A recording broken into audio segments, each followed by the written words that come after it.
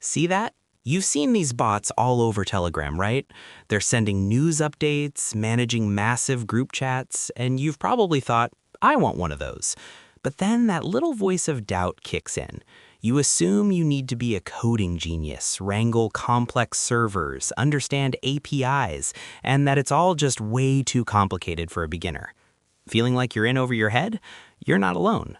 But what if I told you that in just the next few minutes, you can go from zero to having your very own bot, complete with its own secret API token? This tutorial is your guide. We're going from absolute zero to having a bot ready to go even if you've never written a line of code. I'll walk you through every single click. By the end of this video, you'll have a real bot, and you'll be ready to bring it to life. All right, let's jump in. The entire journey of creating a Telegram bot starts in one place and one place only, a special bot that rules them all. His name is BotFather. Think of him as the central command, the main office, the one bot to rule them all. Every bot on Telegram is born through a chat with him. First things first, we need to find him. Open your Telegram app, desktop or phone, doesn't matter. Head to the main search bar at the top. Now, carefully type in his name, BotFather, all one word.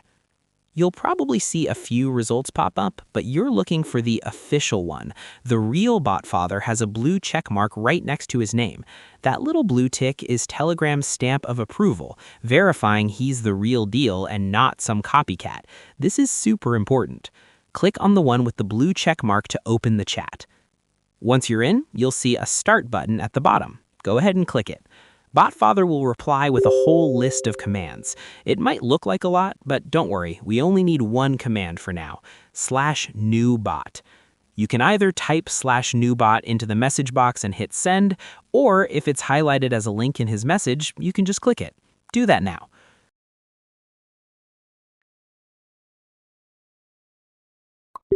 The moment you send the /newbot command, BotFather will reply instantly. He'll say, all right, a new bot. How are we going to call it? Please choose a name for your bot. This is your first decision, and it's a little confusing for beginners, so let's break it down. You're actually about to give your bot two different names, and they each have a different job. The first name he's asking for right now is the display name. This is the friendly, casual name people will see when they chat with your bot. It can have spaces, capitals, even emojis, whatever you want. It doesn't have to be unique. For our example, I'll call mine Dexter Tutorials. Go ahead, think of a display name you like, type it, and send it to BotFather. Done? Good. BotFather will immediately reply with the next step. Good. Now let's choose a username for your bot.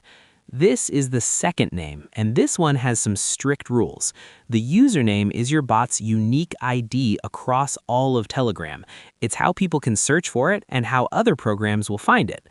Because of that, it has to follow a specific format.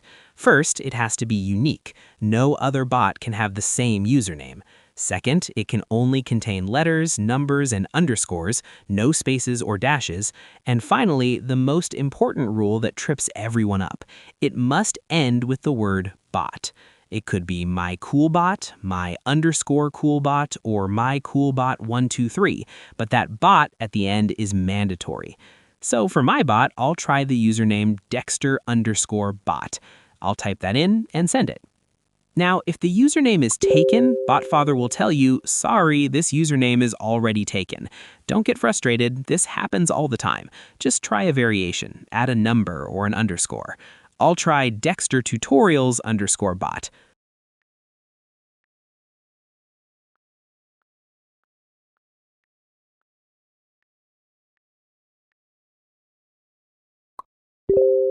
Success! When you finally land on a username that's unique and follows the rules, BotFather will send you a big congratulatory message. And that brings us to the whole reason we're here. In that success message from BotFather, you'll see a long string of random-looking letters and numbers. It's clearly labeled and easy to spot. This is your bot's API token. Let's pause, because this is the single most important thing you'll get today. What's an API token? Think of it as a secret password for your bot. It's a special key that proves you are the owner of the bot. Anyone who gets their hands on this token can control your bot. They could make it send spam, change its name, or even delete it. So, rule number 1 is simple. Treat this token like a password. Don't ever share it in public. Don't post it on a forum, and don't show it in a public screen share. It is a secret. The token you see on my screen is for a dummy bot that I'll delete right after recording. For your bot, you have to keep it safe. The API part just stands for Application Programming Interface. That's just a techie way of saying it's how different computer programs talk to each other. This token is what will let other apps, whether it's code you write or a no-code tool, connect to Telegram and tell your bot what to do. For now, your only job is to copy this entire token, the whole thing, highlight it, copy it, and paste it somewhere safe. A password manager is ideal, but for now, a private text file on your computer will do just fine. We will need this token for everything we do with our bot from here on. Congratulations! You have officially created a Telegram bot. It exists, it has a name, and you have the key. But right now, its profile is a bit empty. It has no personality. Let's fix that right now without any code, just by talking to BotFather. First, let's give it a profile picture.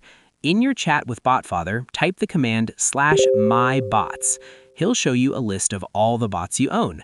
Click on the username of the bot we just made. BotFather will then give you a menu of options for that bot. Click on Edit Bot. Now you'll see a new list of things you can change. Let's start with the picture. Click on Edit Bot Pic. BotFather will ask you to send him the photo you want to use. Just click the little paperclip icon, find an image on your computer, and send it over like you're sending a photo to a friend. He'll confirm once it's updated.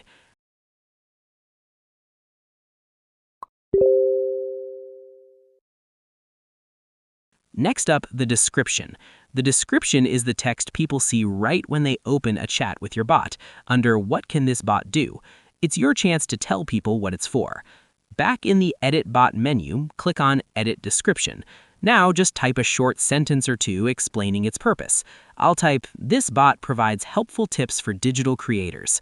Next, let's add an About text. This is a shorter blurb that appears on the bot's main profile page. In the Edit Bot menu, click on About and send a very brief text. I'll go with Your Friendly Digital Guide. These small tweaks take just seconds to make your bot look so much more professional and trustworthy. There's one more powerful no-code feature we should set up, a command list.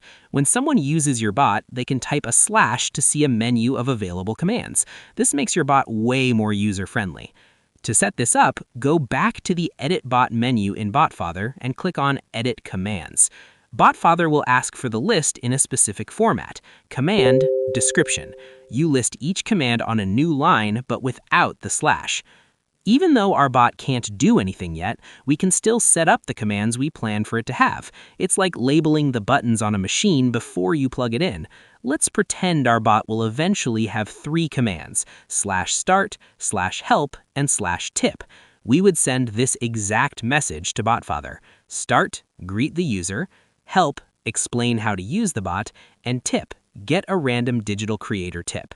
Send that message. BotFather will confirm it's updated.